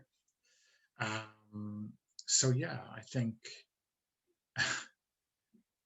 she notices Bandit like early on, right? Almost immediately, like before the rest of the diners in the restaurant do. And she kind of sees him like on a shelf behind the bar of the restaurant, taking a bottle, and like she kind of gives a smirk, right? Maybe hidden a little bit behind her wine glass as she takes a sip. And I think, she kind of says, maybe to you both and maybe to Miranda, well, that's certainly not up to code, you know. um, or maybe something like, I didn't know they did takeaway drinks here. um, so yeah, like she's not shocked. I mean, it's surprising, but it's not a shock, and she's certainly not like screaming or like angry that this is happening in the area. Um,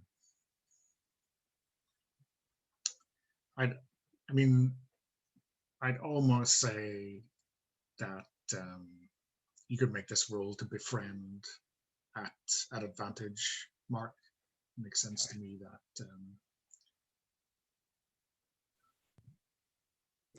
given her reaction and kind of the table reaction to that whole situation. Okay. I just might leave the two of you alone because, oh my gosh, this little raccoon, I have to go and see if they're okay. Okay. I mean, I'm a vet, I'm an animal person, so.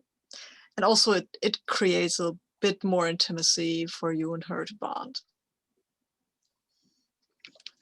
Yeah, that's a 12. That's pretty good. Yeah, that'll work. I was thinking for a second,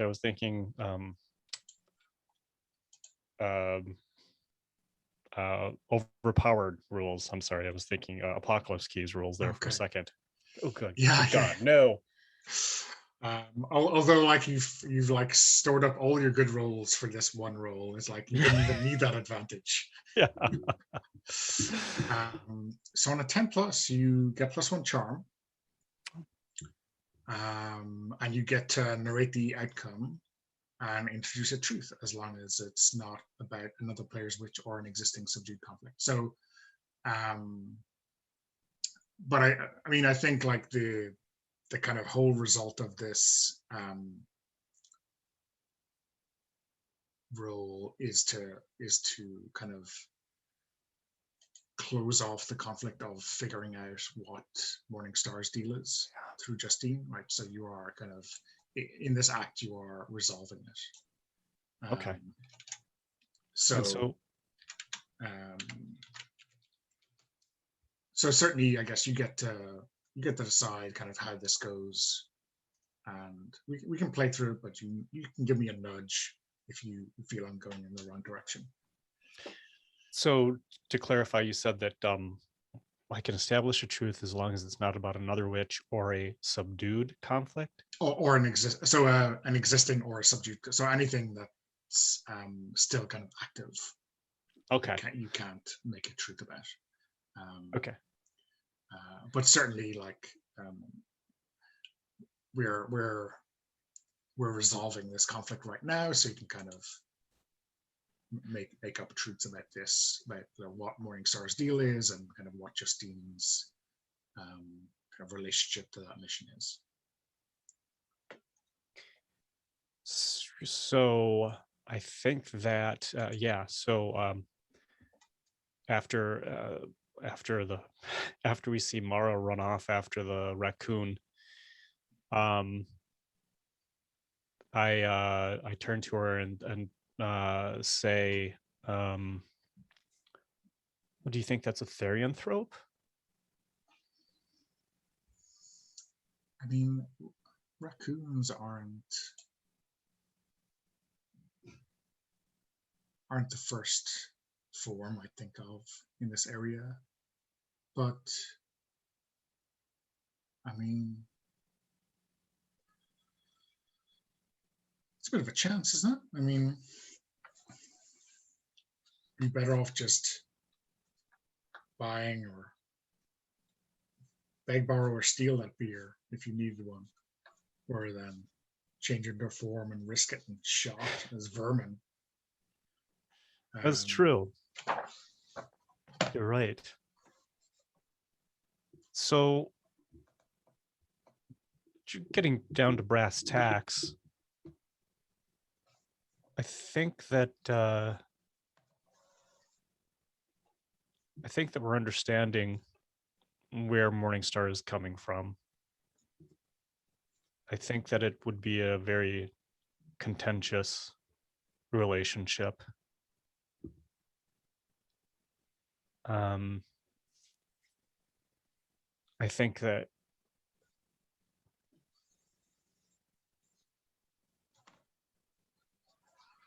so Donna, I wonder if maybe the truth is that they are, so are they recruiting? Yeah, I think maybe we'll lean into the original truth that we were thinking, which is that they're recruiting witches to work for Morningstar, because that makes sense. Yeah, sure. I was thinking about going a different direction there for a second with it, but I think that probably makes like the most sense. So we're not a prep school for our people to end up under the corporate thumb. Oh,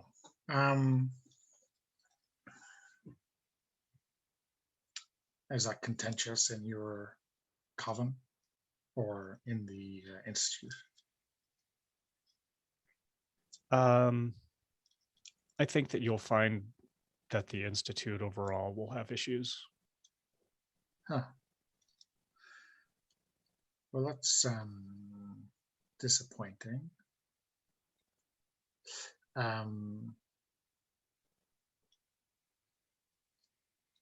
You don't think there's any prospect of us reaching an agreement? I don't think so. Oh, okay. And is this not on my turf or not with any of our people ever kind of message I should bring back?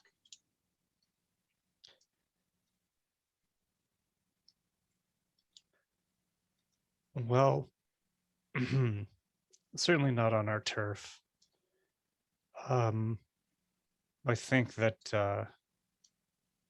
beyond that, the people you have to worry about more than us are the Storm Coven. Hmm.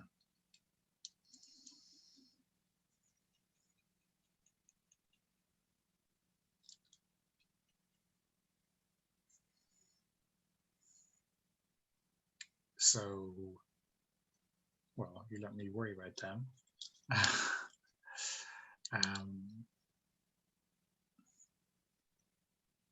Yeah, I mean,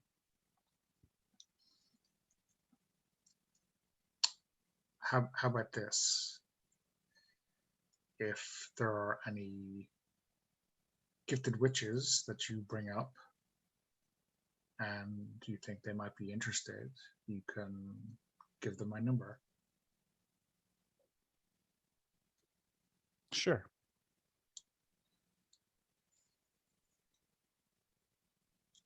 Okay. So do you think when you bring this back to your people, there's going to be a problem?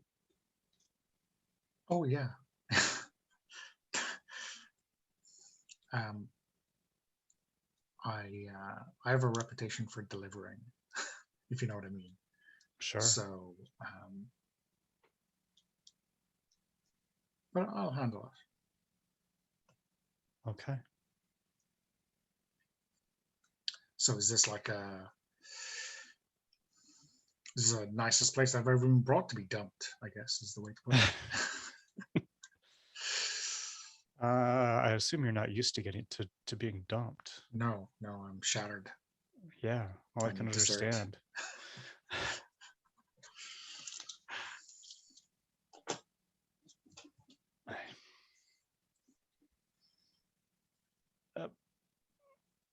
Things are different, you know. If they were different, have you considered doing something else, or is this really what you love?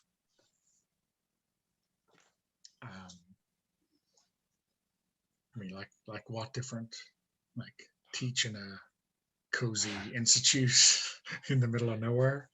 I wouldn't wish that on anyone else, but there's, I don't know, you seem like a person you seem like someone who might want to find something else to do.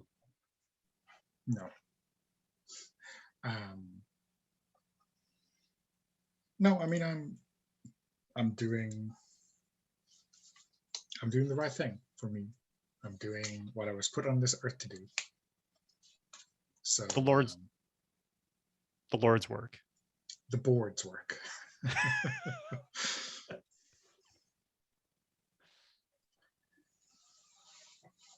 Fair enough. We're just not used to taking no for an answer. But get used to disappointment, right? That's a thing. Yeah, that's what they say.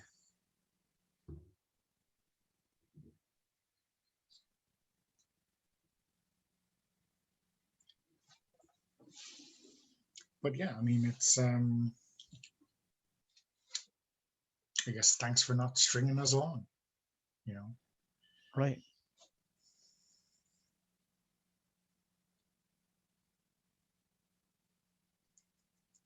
You're worried about something? Sure. Yeah, of course. I'm worried that that the board is going to have difficulty taking no for an answer. And I'm wondering in which direction they're going to push if that happens. I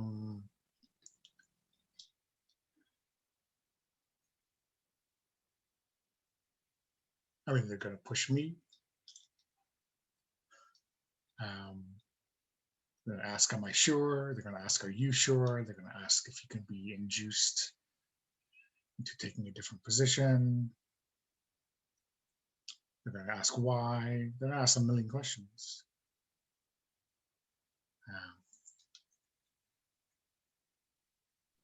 Well, I may have to be creative with my answers, but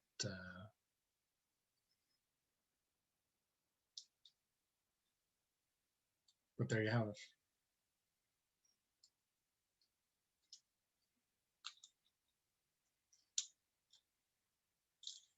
I mean, if you're concerned about my, my well-being and my ability to take a roasting, then you can buy me a drink. I will.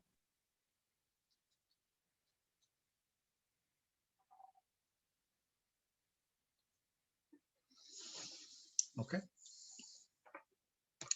I think we should cut to Mara talking to Bandit outside.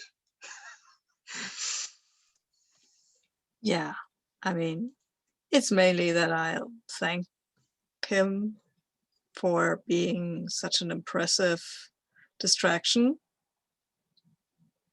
Like, yeah, I've seen good distractions, and then I've seen this now. This was really amazing. You should, I don't know, if I ever thought about being an actor. An actor? What do you think I am? I have some self-respect for myself. I mean, it's not a bad thing being an actor. Oh, sure, but like, no one's going to give me a star on the Hollywood Walk of Fame. I have to make my own paw prints in the wet cement everywhere I go. Yeah, well, I think Leslie has got a star. It was like 50 different dogs. It's like a character star.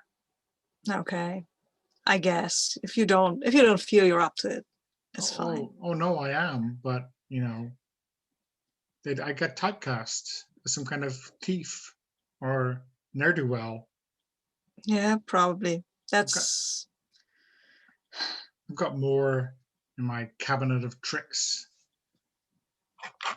than comic relief or whatever has been C-list comedy actors around nowadays. Yeah, I am sorry. I underestimated your acting chops.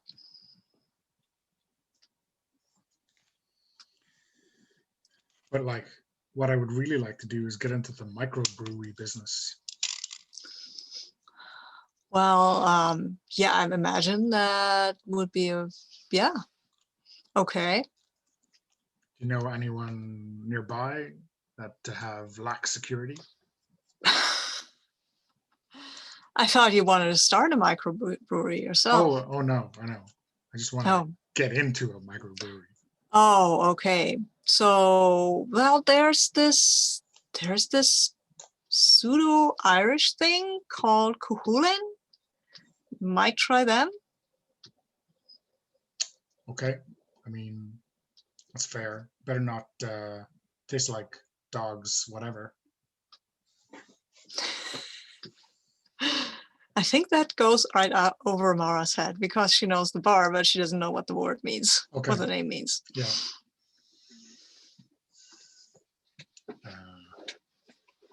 Okay. Well, you be the distraction out front, and I will. Okay. Yeah. Make my getaway. Yeah. Be careful. Don't get caught or shot.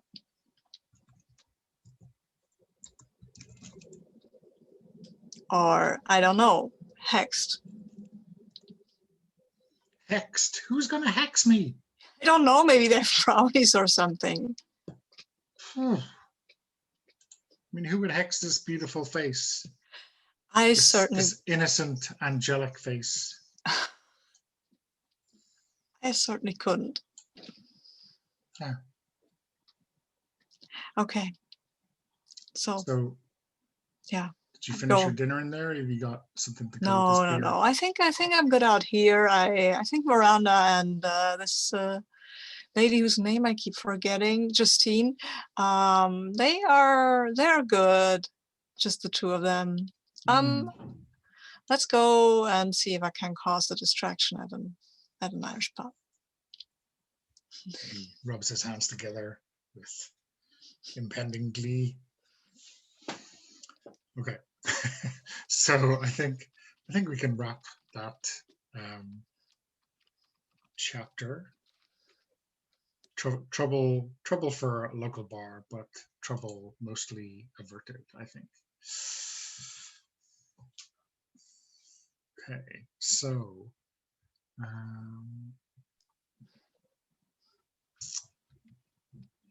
yeah, I think we might want to have a. We have a cave. We have an evil cave out in the cave out somewhere.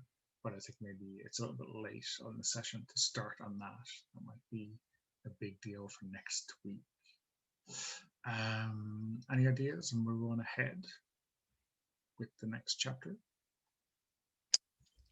Yeah, I think. I mean, we're close to finish line, aren't we? Yeah, I think we can wrap up. So because I would then ask David's opinion. Yeah, maybe it's a good place to stop for the night then, and then we can get a bit of input from David and then head into next week with some extra momentum. Yeah, just to be clear, this is the 3-hour session, right? Oh, I think I put it in for 3.5, but I think, we've gotten through a lot with just the three of us. Okay. I guess there's an extra mental overhead with being in just 2 players. So yeah, I'm happy to wrap up. Unless Mark, you have something that you want to wrap up with? No, this feels like a natural place. Yeah, cool. So let's I'll stop recording and then we'll do a debrief.